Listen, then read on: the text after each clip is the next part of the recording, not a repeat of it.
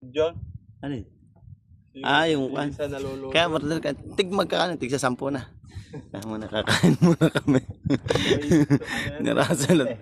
At aming, 2 ubod lang aming huli. Yan aming huli. May sos. May sinaing na isda. May poklong. Kaya, kakain tayo sa bago si malis naman kamay. Mag-ihinaw ka sa iniihi ang dagat. Pero ang tamo naman, ako ng isda eh. Siguro yan ay may isda ang ating mga taan. Wala lang sa isda. Russell, ating pupunta, ating muna eh. Russell. Ano nangyari ngayon? Alin? Wala eh.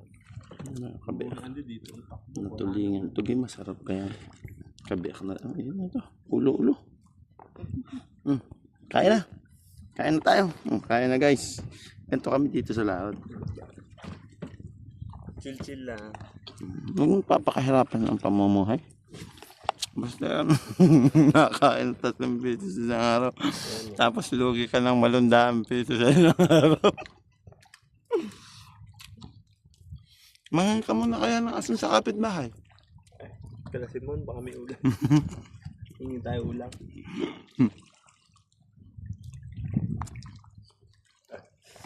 Tama ka lambat. Sa akin nakasutok.